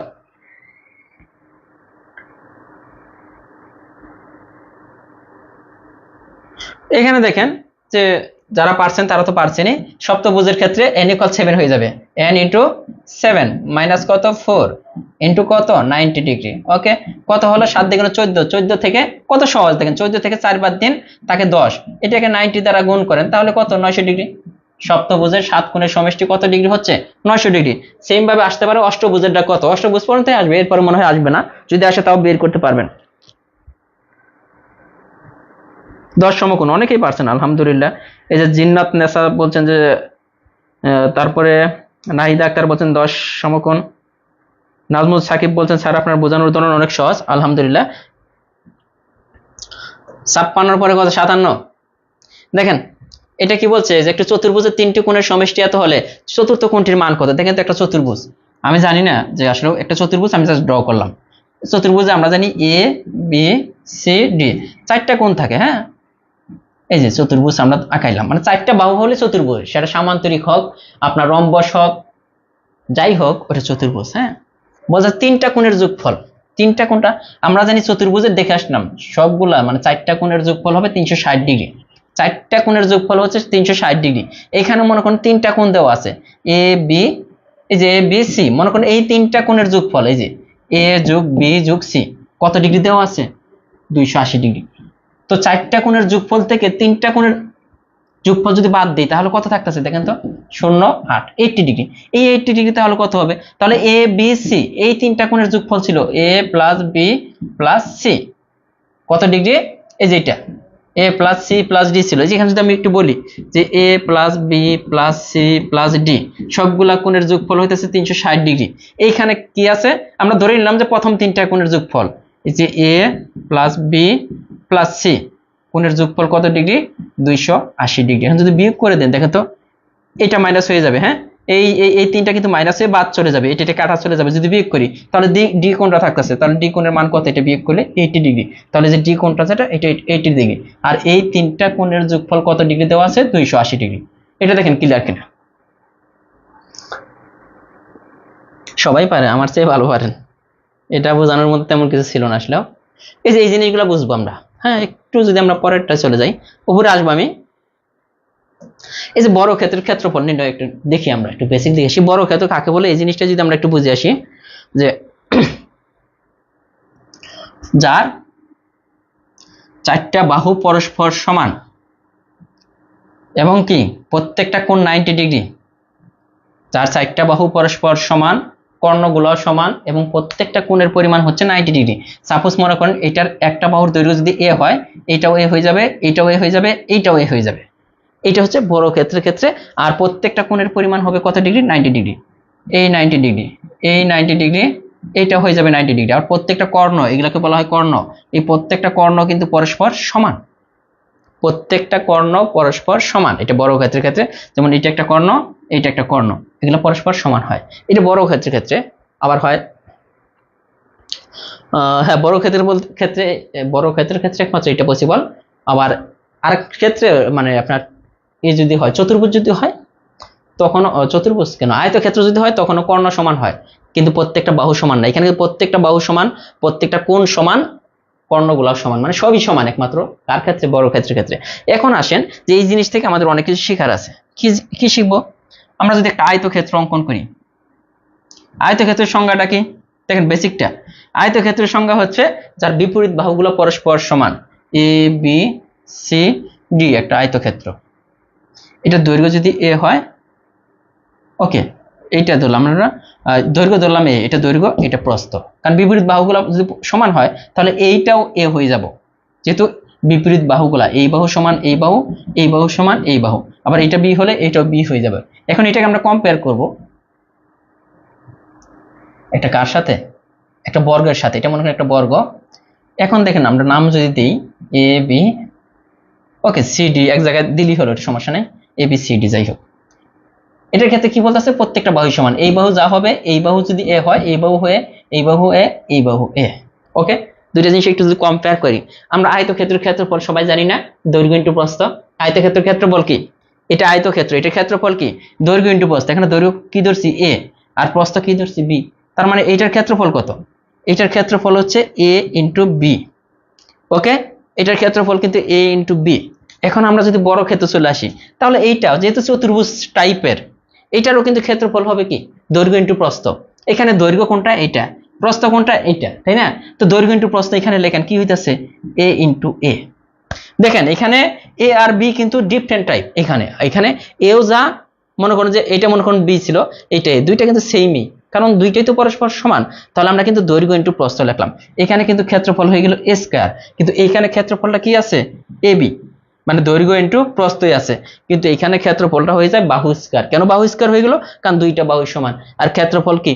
দৈর্ঘ্য ইনটু প্রস্থ। এখানেও কিন্তু দৈর্ঘ্য ইনটু প্রস্থ। আমরা কিন্তু আলাদাভাবে মুখস্থ করি, ব্যাপারটা কিন্তু আলাদাভাবে মুখস্থ করার মতো কিচ্ছু নাই। সেম জিনিসগুলা আমি যখন বিস্তারিত পড়াবো তখন আমি প্রত্যেকটাই, যেমন আয়তক্ষেত্র, রম্বস, সামান্তরিক, অন্যান্য যা আছে প্রত্যেকটা আমি একভাবে পড়াতে পারবো। আমি তখন দেখাই দেবো, একদিন এটা নিয়ে একটা ক্লাস নেব শুধু, যে এই সূত্রগুলা কিভাবে আসলো। এটা গেল ক্ষেত্রফল। ক্ষেত্রফলটা দেখেন দৈর্ঘ্য ইনটু প্রস্থ, এখানেও কিন্তু দৈর্ঘ্য ইনটু প্রস্থ। এখানেও কিন্তু কার ক্ষেত্রে? বড় ক্ষেত্রের ক্ষেত্রে আমরা কিভাবে মনে রাখছি যে বাহু স্কয়ার, বড় ক্ষেত্রের ক্ষেত্রফল কি বাহু স্কয়ার। আসলে কি তাই না? দৈর্ঘ্য ইনটু প্রস্থ, কারণ এখানে দৈর্ঘ্য আর প্রস্থ সেম দিকে আমরা বলে ফেলি কি বাহু স্কয়ার। এটা মুখস্থ করে আসছি, এখন থেকে মুখস্থ করা লাগবে না। এইটা গেল। এখন আসেন পরিসীমা। এখন আসেন যে পরিসীমা, এখানে যদি আমরা ক্ষেত্রফলটা কিন্তু আমরা পারলাম, পরিসীমা জিনিসটা কি? পরিসীমা হচ্ছে যে কটা বাহু থাকবে প্রত্যেকটা বাহুর যোগফল। পরিসীমা কি? যে কটা বাহু থাকবে প্রত্যেকটা বাহুর যোগফল হচ্ছে পরিসীমা। ত্রিভুজের ক্ষেত্রে পরিসীমা কি হয়? ত্রিভুজের তিনটা বাহুর যোগফল। এটা এ বি সি থাকে, তিনটা বাহু হলো, তাহলে এই ত্রিভুজের পরিসীমা কি? এ প্লাস বি প্লাস সি, এটা হলো পরিসীমা। তাহলে এটা কি? এটা হচ্ছে একটা আয়তক্ষেত্র বা চতুর্ভুজ যাই বলেন, এটার পরিসীমা কি হবে? এটার প্রত্যেকটা বাহু যোগ করেন, তাহলে এ, এই বাহু এ, এই বাহু বি, এই বাহু আবার এ, আবার এই বাহু কিন্তু বি। তাহলে ব্যাপারটা কি হচ্ছে দেখেন তো, এখানে কি হইতেছে? দুইটা এ হচ্ছে 2a আর 2b। আমরা দেখেন 2টা কমন নিতে পারি, 2 ইন্টু এ প্লাস বি। এটা কিন্তু আলাদা আলাদাভাবে আমরা মুখস্থ করি নাই যে 2 ইন্টু এ প্লাস বি, 2 ইন্টু দৈর্ঘ্য যোগ প্রস্থ। কার? আয়তক্ষেত্রের পরিসীমা 2 ইন্টু দৈর্ঘ্য যোগ প্রস্থ। সেম ভাবে আমরা যদি দেখেন এটার পরিসীমা দেখলাম, আমরা কিন্তু ত্রিভুজের পরিসীমা দেখে আসলাম। পরিসীমা জিনিসটাই হচ্ছে বাহুগুলার যোগফল, মানে টোটাল কতগুলা বাহু বা কতগুলা এরিয়া এটা বিস্তৃত করে আছে এটা। এখানে যদি আসি সেম ভাবে পরিসীমা কি হবে? এখানে দেখেন এই বাহুর পরিমাণ কত? এ, এইটাও হচ্ছে এ, এটাও হচ্ছে এ, এটা হচ্ছে কি এ। তাহলে কয়টা এ? 4টা এ, মানে আমরা 4টা বাহু যোগ করলাম। এইখানেও কিন্তু 4টা বাহু যোগ করলাম। এখানে 4টা বাহু যোগ করার পর আমাদের কি আছে? 2 ইন্টু দৈর্ঘ্য যোগ প্রস্থ, 2 ইন্টু দৈর্ঘ্য যোগ প্রস্থ। এখানে 4a, মানে 4টা বাহু যোগ করার পর আমরা দেখলাম এটার পরিসীমা কত হইতেছে? 4a। তার মানে যারই, মানে যে কোনো জিনিসে আসুক ওইটা পরিসীমা যদি বের করতে বলে আমরা কিন্তু সরাসরি পরিসীমাটা এখন বের করতে পারবো, মানে আমরা মুখস্থ না করেও। একজন স্টুডেন্ট আমাকে একদিন বলতেছিল যে একটা অঙ্ক পারে নাই, সে প্রাইমারি পরীক্ষায় মনে হয়, যে একটা অঙ্ক পারে নাই, আমাকে এসে মানে মেসেঞ্জারে নক দিচ্ছে যে ভাই আমি এই অঙ্কটা পাই নাই। বললাম কিসের জন্য পারেন না? পরে বলতেছে ভাই পরিসীমার সূত্রটা আমার মনে ছিল না, আমার আয়তক্ষেত্রের পরিসীমার সূত্রটা আমার মনে ছিল না। আসলে কিন্তু সহজ, নিজে নিজেই তো 4টা বাহুর কথা চিন্তা করলেই কিন্তু হয়ে যায়, 4টা বাহুর কথা চিন্তা করলেই কিন্তু হয়ে যায়। দেখেন পরিসীমা আর ক্ষেত্রফল বিষয়টা ক্লিয়ার কিনা, এটা কিন্তু বেসিক বিষয়।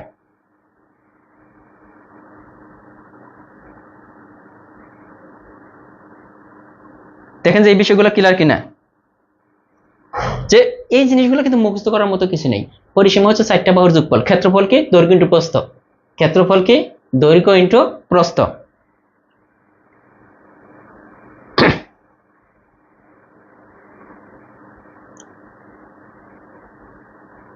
দেখেন কার কার ক্লিয়ার হয়েছে এই বিষয়গুলো। আমরা অঙ্ক করবো, কিন্তু অঙ্কে চলে যাবো আমরা। আমরা ছিলাম কোথায়?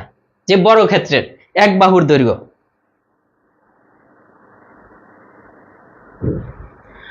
নীলক্ষেত জবমেদ বইটার দাম 290 টাকা। জবমেদ বইটা 290 টাকা দিয়ে নীলক্ষেত থেকে কিনতে পারবেন। আপনার আলম বুকস আছে, মাইশা লাইব্রেরি আছে, এগুলাতে গেলেই আপনি পেয়ে যাবেন। এখানে দেখেন একটি বড় ক্ষেত্রের, আমরা যদি পরের অঙ্কটা যদি আগে করি তারপরে উপরের দিকে একটু আসবো। দেখেন এখানে বলছে যে বড় ক্ষেত্রের পরিসীমা যদি 120 হলে প্রত্যেক বাহুর দৈর্ঘ্য কত। তো বড় ক্ষেত্রে আমরা যদি একটু চিন্তা করি, বড় ক্ষেত্রের প্রত্যেকটা একটা বাহু যদি এ হয় তাহলে প্রত্যেকটা বাহুর পরিমাণই কিন্তু এ। এই বড় ক্ষেত্রের পরিসীমা দেওয়া আছে, আমরা ধরলাম যে বড় ক্ষেত্রের পরিসীমা। তো এই বড় ক্ষেত্রের পরিসীমা কত? এই বাহুর যোগফল, এই বাহুর যোগফল, এই বাহু, এই বাহু, 4টা এ, মানে এ প্লাস এ প্লাস এ প্লাস এ, এটা তো পরিসীমা। এই পরিসীমার মান দেওয়া আছে, এই বড় ক্ষেত্রের পরিসীমার মান দেওয়া আছে 120। আমরা কিন্তু এটাই লিখে ফেলাম। সরাসরি আমরা কিন্তু পরীক্ষা হলে লিখবো 4a, কিন্তু আমরা এখন বোঝার সুবিধার্থে এটা লিখলাম। তাহলে 4a সমান 120। তাহলে এ সমান কত দেখেন তো? 120 ভাগ 4, তার মানে 30। তার মানে এর মান 30, এটার এই এর মানও 30, এই এর মানও কত? 30, এইটার মানও 30। দেখেন তো 30 দুগুণে 60, 60 3 60 3 30 90, 4 3 120, তার মানে দেখলাম যে এটার পরিসীমা, টোটাল পরিসীমা হচ্ছে কত 120। তাহলে প্রত্যেকটা বাহুর দৈর্ঘ্য কত পেলাম, বাহুর দৈর্ঘ্য হচ্ছে 30 ফুট। এই যে এর মানও 30 পাইছি, বি এর মানও 30, তার মানে প্রত্যেকটা বাহুর দৈর্ঘ্য কিন্তু 30। এখন বলেন যে এটা মুখস্থ করা লাগছে কিনা। এই অঙ্কটা যে করলাম, দেখেন যে এই অঙ্কটা সহজ লাগছে কিনা। এখন জাস্ট বলবেন যে এটা সহজ কিনা।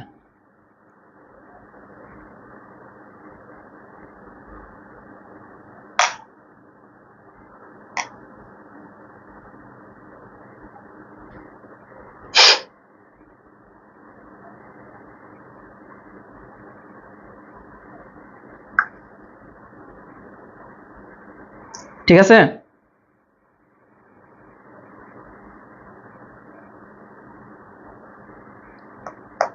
এটা দেখেন যে ক্লিয়ার হয়েছে কিনা আপনাদের, নাকি মুখস্থ করা লাগলো বলেন।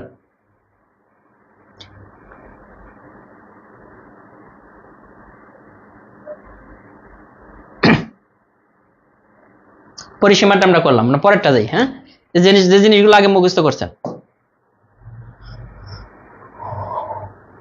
আমরা আগে কিন্তু অনেকগুলো অঙ্ক রেখে আইছি। একটি বড় ক্ষেত্রের এক বাহুর দৈর্ঘ্য হলে ওর ক্ষেত্রফল কত। এক বাহুর দৈর্ঘ্য, দেখেন একটা বড় ক্ষেত্র, একটা বড় ক্ষেত্র, এটার এক বাহুর দৈর্ঘ্য যদি 5 হয়, এটা যদি 5 হয়, এটাও কিন্তু 5 হয়ে যাবে, এটাও কিন্তু 5 হয়ে যাবে, এটাও কিন্তু 5 হয়ে যাবে। কারণ একটা বড় ক্ষেত্র প্রত্যেকটা বাহুর দৈর্ঘ্য সমান, একটা বাহুর দৈর্ঘ্য 5 হলে প্রত্যেকটা বাহুর দৈর্ঘ্য সমান হয়ে যাবে। এটার ক্ষেত্রফল চাইছে। ক্ষেত্রফল কি, এটাকে দৈর্ঘ্য ধরেন, এটাকে প্রস্থ ধরেন, দৈর্ঘ্য ইন্টু প্রস্থ, তার মানে 5 × 5 সমান কত 25। এই যে ক্ষেত্রফল কিন্তু আমরা বের করে ফেললাম মুখে মুখে, যে 5 হয়েছে। আমরা কিভাবে বের করতাম আগে, বড় ক্ষেত্রের বাহুর দৈর্ঘ্য যদি এ হয়, বড় ক্ষেত্রের বাহুর দৈর্ঘ্য এ হলে এটার ক্ষেত্রফল হবে কি এ স্কয়ার, তাই তো। বড় ক্ষেত্রের বাহুর দৈর্ঘ্য, এখানে এ এর মান দেওয়া আছে কত 5, তার মানে এখানে আমরা কি এই 5টা বসায়া স্কয়ার করতাম, এই যে 25। কিন্তু ব্যাপারটা কিন্তু এখান থেকে আসছে, দৈর্ঘ্য ইন্টু প্রস্থ, দৈর্ঘ্য যা প্রস্থটা, দৈর্ঘ্য আর প্রস্থ কিন্তু সমান, তার মানে 5 × 5 সমান হচ্ছে কত 25 বর্গ ফুট। দেখেন জিনিসগুলো যদি আপনার বেসিক ক্লিয়ার থাকে, যে মানে যেভাবে আসুক আপনি কিন্তু পারবেন। এটা দেখেন ক্লিয়ার হয়েছে কিনা।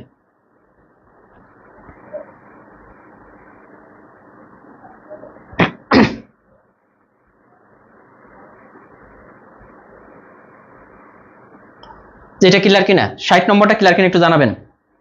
দৈর্ঘ্য ইন্টু প্রস্থ, কোনো চিন্তা নাই, যেহেতু বাহুর দৈর্ঘ্য সমান, প্রত্যেকটা বাহুর দৈর্ঘ্য তো সমান। এখানে এটাও দৈর্ঘ্য 25, এটা দৈর্ঘ্য যদি ধরেন, এটা প্রস্থ, এইটাও সমান, আবার এইটাও, এইটা সমান, এটা যেটাই দৈর্ঘ্য ধরেন যেটাই প্রস্থ ধরেন একই কিন্তু আসবে। সামিয়া ইসলাম বলছেন আলহামদুলিল্লাহ, বাঙালি টাওয়ার আমাদের ঘরের সাথে, তাই নেটের প্রবলেম হচ্ছে না। এ আর মিলন বলছেন যে কলিজায় ঢুকছে। হ্যাঁ, কলিজায় ঢুকাতে চাই।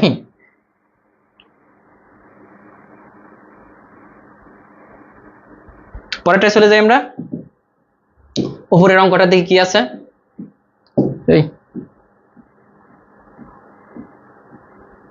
এই যে এটা আমরা করব, দেখেন একটি বর্গাকৃতি বাগানের ক্ষেত্রফল 900 বর্গ মিটার, এর পরিসীমা বা বেড়ার দৈর্ঘ্য কত। এই যে একটা বড় ক্ষেত্র, এটা পরিসীমা আর বেড়ার দৈর্ঘ্য কিন্তু একই। কেন পরিসীমা আর বেড়ার দৈর্ঘ্য এক, দেখেন আপনি একটা বাগান করলেন, বাগানের চারপাশ দিয়ে যদি একটা বেড়া দেন না, ওই বেড়াটাই কিন্তু পরিসীমা। বাগানের চারপাশ দিয়ে যে বেড়া দিবেন, ওই বেড়াটা আর পরিসীমা একই। কারণ বেড়াটার মধ্যে মনে করুন চতুর্দিকে আপনি মনে করেন যে কাঁটাতার দিয়ে বেড়া দিবেন, তো কাঁটাতার কত ফিট লাগবে, টোটাল কত ফিট লাগতেছে চতুর্দিকে, এটাই তো পরিসীমা। এখানে কিন্তু এটাই। হ্যাঁ, এখানে বলছে একটা বর্গাকৃতি বাগানের ক্ষেত্রফল 900 বর্গ মিটার, এর পরিসীমা কত। পরিসীমা মানে কি, এই যে এই বাহু, এই বাহু, এই বাহু, এই বাহুর যোগফল কত। এখন আমরা দেখি বাগানের ক্ষেত্রফল, ক্ষেত্রফল কি দৈর্ঘ্য ইন্টু প্রস্থ না। এই বাগানের যদি প্রত্যেকটা বাহুর দৈর্ঘ্য যদি এ হয়, তাহলে দৈর্ঘ্য ইন্টু প্রস্থ এ ইন্টু এ, তাই না। এটাই তো ক্ষেত্রফল, দৈর্ঘ্য ইন্টু প্রস্থ সমান কত দেওয়া আছে 900। তাহলে এইখান থেকে আসেন, দেখেন এ স্কয়ার সমান কত 900, তাই হইতেছে না।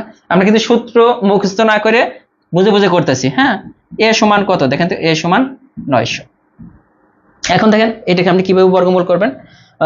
বর্গমূল করার সিস্টেম হচ্ছে দুইটা শূন্য থেকে একটা শূন্য আসে, যদি শূন্য থাকে তাহলে দুইটা থেকে একটা আনতে হবে, আর 9কে বর্গ করলে 3।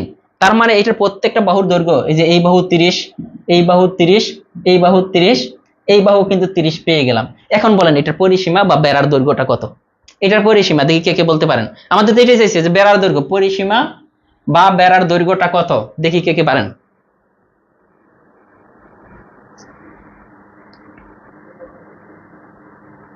চানু খন্দকার শাহিন বলছেন যে ক্লাস করার আগে কঠিন লাগতো, এখন পানির মতো লাগতেছে। ইনশাআল্লাহ প্রত্যেকটা জ্যামিতির প্রত্যেকটা ম্যাথে আমি আলোচনা করব।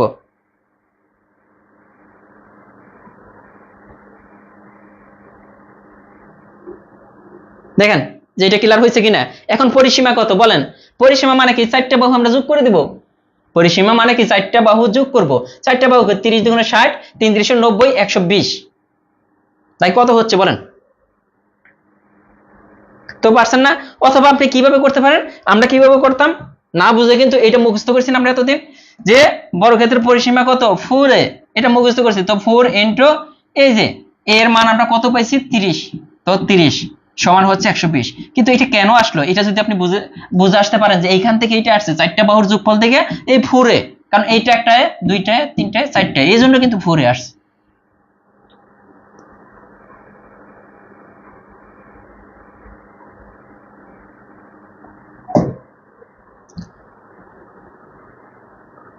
আমাদের ওগুলো শেষ হয়ে গেছে উপরে।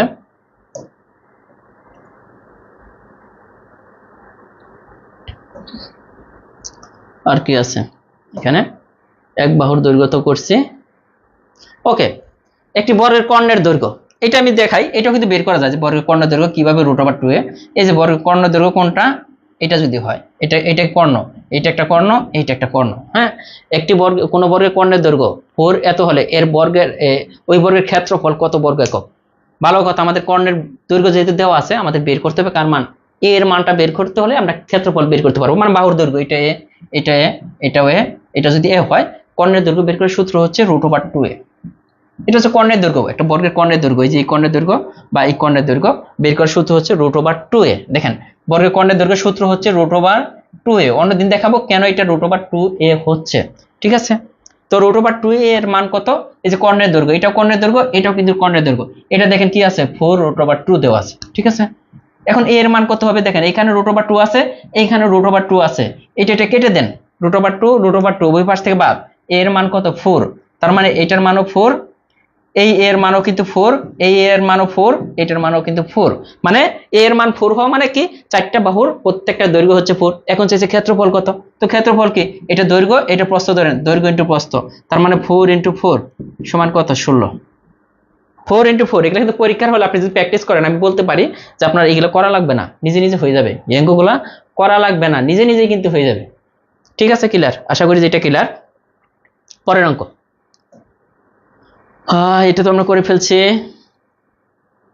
একটি বর্গক্ষেত্রের পরিসীমাটা করে ফেলছি। এখন আসেন যে চতুর্ভুজের 4 কোণের অনুপাত এত হলে ক্ষুদ্রতম কোণের পরিমাণ কত ডিগ্রি? দেখেন এগুলো আমরা কয়েকটা সিস্টেমে করতে পারি, যেখানে অনুপাত থাকবো, এখানে একটা কোণের পরিমাণ x, আরেকটা কোণের পরিমাণ 2x, আরেকটা কোণের পরিমাণ 2x, আরেকটা কোণের পরিমাণ কত? 3x। ঠিক আছে, এই 4টার যোগফল কত? একটা চতুর্ভুজের 4টা কোণের যোগফল কত? এই যে x, 4টা কোণ আমরা লিখতেছি। দেখেন আমরা জানি যে চতুর্ভুজের 4 কোণের যোগফল কত ডিগ্রি? 360 ডিগ্রি। এটা কিন্তু আমাদের মুখস্থ, অথবা বের করে নিয়ে আসবেন। হ্যাঁ, এখানে কত আছে? 4 3 7, 8x। 8x সমান কত ডিগ্রি? 360 ডিগ্রি, তাই না? x সমান কত? এই যে 360 ভাগ 8, এই যে 8 দিয়ে 4 8 কত?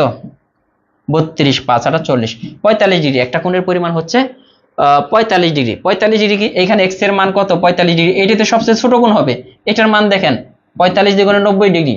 এটার মানও কত হবে? 45 দ্বিগুণে 90। এটার মান 3 45 সং 105। তার মানে সবচেয়ে ছোট কোণের পরিমাণ কত? এই যে 45 ডিগ্রি। এগুলো আসলে সহজ।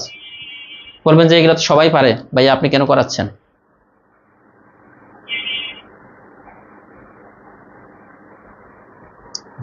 পরের অঙ্ক 62 পরে আছে।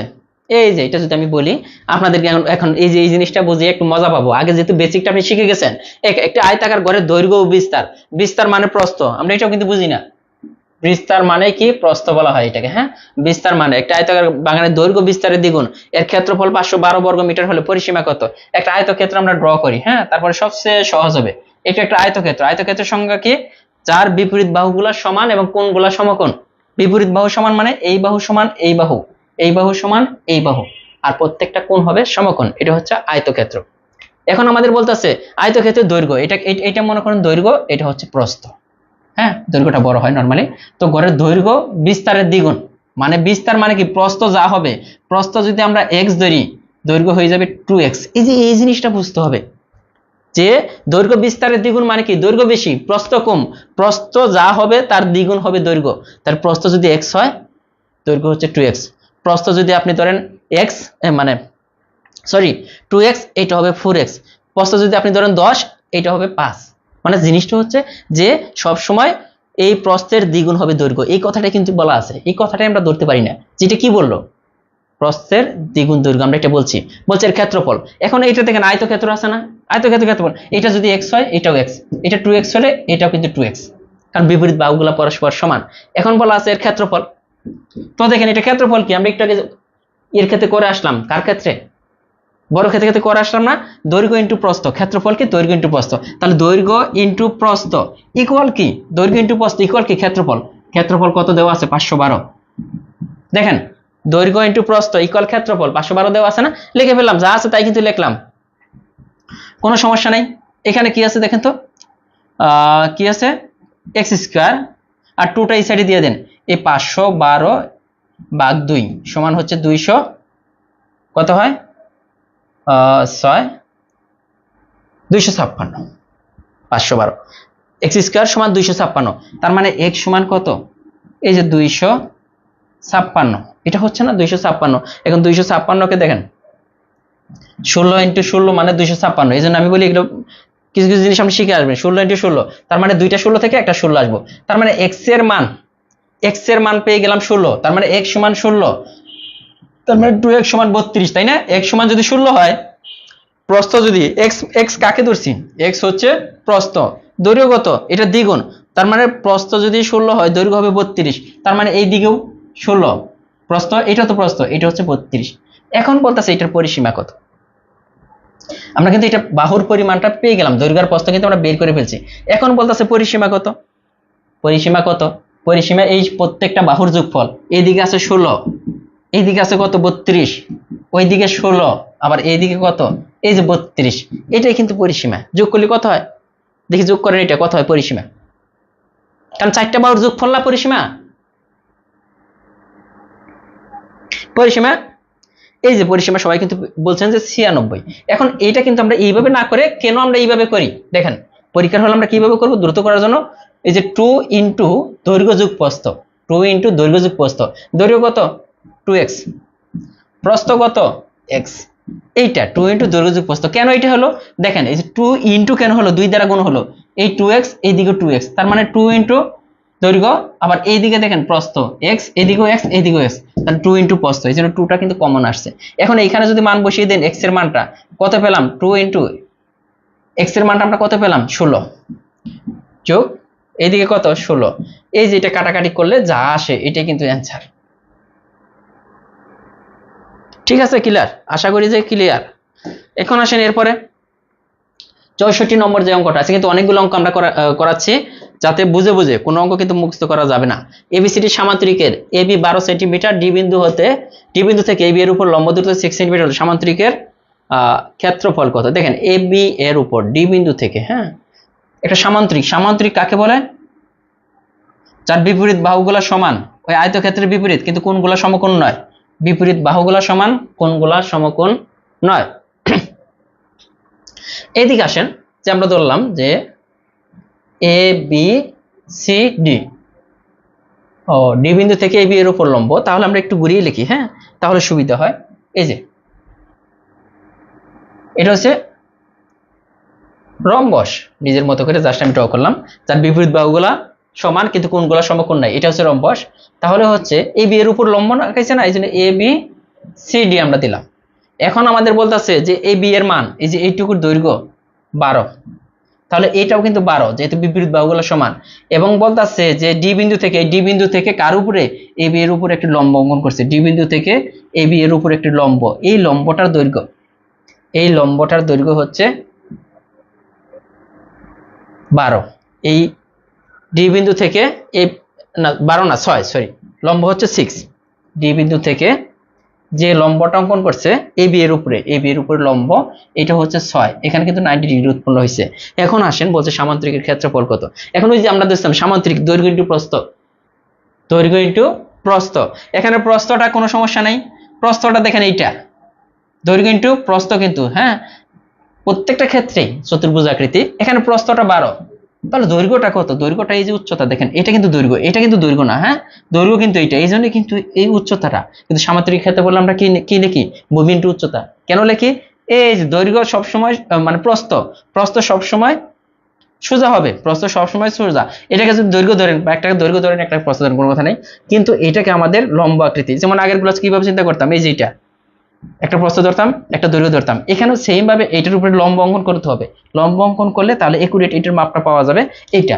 তাহলে সামান্তরিকের ক্ষেত্রে আমরা কি বলছি? দৈর্ঘ্য ইন্টু প্রস্থই কিন্তু বলতাছি, দৈর্ঘ্য ইন্টু প্রস্থ। এটাকে দৈর্ঘ্য ধরেন অথবা এটাকে প্রস্থ ধরেন, তাহলে 12 ইন্টু 6 এটা কিন্তু ক্ষেত্রফল। আমরা নর্মালি কি বলি যে ভূমি ইন্টু উচ্চতা, এটাকে আমরা ভূমি বলি আর এটাকে আমরা উচ্চতা বলি, কিন্তু জিনিসটা কিন্তু একই। এখানে লম্ব আকার উদ্দেশ্য হচ্ছে এটা কি বের করে নেওয়া, এটা দৈর্ঘ্য বের করে নেওয়া, এটা দৈর্ঘ্যটা আমরা বের করে, এটা কিন্তু দৈর্ঘ্য ইন্টু প্রস্থ, এই যে দৈর্ঘ্য ইন্টু প্রস্থ আগেই 6 ইন্টু 12, এটা কিন্তু মুখস্থ করার কিচ্ছু নাই, একই।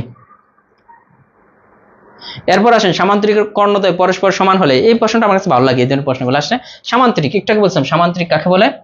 যার বিপরীত বাহুগুলা এই যে পরস্পর সমান এবং কোণগুলা সমকোণ নয়। আর চতুর্ভুজের ক্ষেত্রে সংজ্ঞাটা কি হয়? যার বিপরীত বাহুগুলা পরস্পর সমান এবং কোণগুলা সমকোণ। মানে পার্থক্যটা কি? এখানে কোণগুলা সমকোণ নয়, এখানে কোণগুলা সমকোণ। এটারও কিন্তু বিপরীত বাহুগুলা চতুর্ভুজ না, আয়তক্ষেত্র।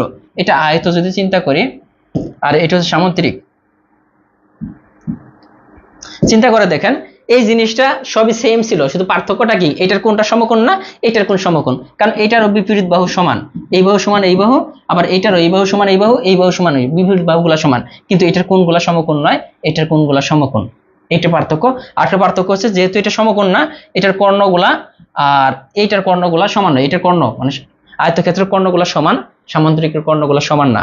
এখন এটাকে যদি কি বলতেছে, সামান্তরিক কর্ণ যদি পরস্পর সমান হয়ে যায়, এই কর্ণ দুইটা তো সমান না, যদি এইটাকে পরস্পর সমান হয়ে যায়, দেখেন কিভাবে সমান বানাবো, এটা যদি আমি দেখাই, এখানে আপনি একটু ধাক্কা দিবেন, মনে করেন যে এইভাবে একটু ধাক্কা দিলেন, এখানে এটা ধাক্কা দিলে কি হয়ে যাবে? ধাক্কা দিলে এই মাথাটা দেখেন, এই মাথাটা কিন্তু এইদিকে সরে আসবে, এইদিকে মানে এইখানে চলে আসলো ধাক্কা দেওয়ার ফলে। আবার এই মাথাটা এইদিকে আসলে এই মাথাটা কিন্তু বাইরের দিকে চলে যাবে, হ্যাঁ এইদিকে, এই যে এই বরাবর চলে আসবে। তখন দেখেন যে এটা কি হয়ে যাচ্ছে, এটার শেপটা কিন্তু চেঞ্জ হয়ে এরকম হয়ে যাচ্ছে। এখান থেকে যখন একটু ধাক্কা দেব, ধাক্কা দিলে কোনটা সমকোণ হয়ে যাবে, সামান্তরিকের কর্ণ দিয়ে তখনই সমান হবে। তখন কিন্তু এই যে দেখেন কর্ণ কিন্তু এই বরাবর হয়ে যাবে, তখন কিন্তু কর্ণ এটাকে যদি এখানে ড্র করি, পরস্পর সমান হয়ে যাবে কর্ণ দুইটা। কর্ণ দুইটা সমান হয়ে গেলেই তো কোণগুলা 90 ডিগ্রি হয়ে যাবে। সামান্তরিকের কর্ণ যদি সমান হয়ে যায়, কোণগুলা 90 ডিগ্রি হয়ে যাবে। বাহুগুলা তো সমানই থাকবে, বিপরীত বাহুগুলা পরস্পর সমান, কিন্তু আমরা সংজ্ঞাতে কি বলছি, যার বিপরীত বাহুগুলো পরস্পর সমান এবং কোণগুলো 90 ডিগ্রি, ওইটাকে বলা হয় আয়ত। তাহলে সামান্তরিকের সাথে আয়তর মিল আছে, সামান্তরিক আর আয়ত। তার মানে আমি একটা জিনিস বুঝিয়ে রাখি, যে সামান্তরিককে ধাক্কা দিলে আয়ত হয়ে যায়, আবার আয়তকে ধাক্কা দিলে সামান্তরিক হয়ে যায়, খালি কর্ণটা চেঞ্জ হয়ে যায়, খালি কর্ণটা চেঞ্জ হয়ে যায়, এটা তো পার্থক্য। এখন আসেন আরেকটা জিনিস, আয়ত আর এই যে বর্গ, রম্বস আর বর্গ, দেখেন এটা হচ্ছে একটা বর্গ যার প্রত্যেকটা বাহুই সমান, কোণগুলা সমকোণ। আবার সেম ভাবে রম্বসের কথা যদি চিন্তা করি, এটা থেকে আরেকটা জিনিস শিখে রাখেন, রম্বসের কথা যদি আমরা চিন্তা করি, এটা রম্বস যার প্রত্যেকটা বাহুই সমান, কোণগুলা সমকোণ না। তার মানে এটার মধ্যে পার্থক্য কি? এটার কোণগুলা সমান, এটার কোণগুলা সমান না, মানে কোণগুলা প্রত্যেকটা কোণ 90 ডিগ্রি, এটার প্রত্যেকটা কোণ সমানও না এবং 90 ডিগ্রিও না। তার মানে প্রত্যেকটা বাহু কিন্তু এটারও সমান, এটারও সমান। এই যে এটাকে যদি একটু এখানে ধাক্কা দিই, দেখেন এখানে ধাক্কা দেওয়ার ফলে একটু বাইকা যাবে না, এই যে বাইকা গেলে কিন্তু এটা কি হয়ে গেল, এটা থেকে এটা হয়ে গেল, এটা থেকে এটা হয়ে গেল। তার মানে কি হলো, বর্গ থেকে রম্বস হতে পারে, বর্গ থেকে বর্গকে একটু ধাক্কা দিলেই রম্বস হয়ে যাবে, রম্বসকে একটু ধাক্কা দিলে বর্গ হয়ে যাবে। এখানে কি হয়েছিল, এই যে সামান্তরিককে একটু ধাক্কা দিলে হয়ে যাবে কি, আয়ত। সামান্তরিককে ধাক্কা দিলে আয়ত হবে, আয়তকে ধাক্কা দিলে সামান্তরিক হবে। এই যে এই কথাটা এখানেও আসতে পারে, যে সামান্তরিকের কর্ণদ্বয় পরস্পর সমান হলে কি হয়ে গেল, আয়তক্ষেত্র। সেম ভাবে আসতে পারে, এটা রম্বস না, রম্বসের কর্ণদ্বয় যদি পরস্পর সমান হয়ে যায়, এই যে 90 ডিগ্রি হলে তো কর্ণদ্বয় সমান হয়ে যাবে, তখন হয়ে যাবে কি, বর্গ। এটাও আসতে পারে পরীক্ষার হলে, যে রম্বসের কর্ণদ্বয় পরস্পর সমান হলে কি হবে, বর্গ। আবার সামান্তরিকের কর্ণদ্বয় পরস্পর সমান হলে আয়তক্ষেত্র হয়ে যাবে। ক্লিয়ার কিনা একটু বলবেন।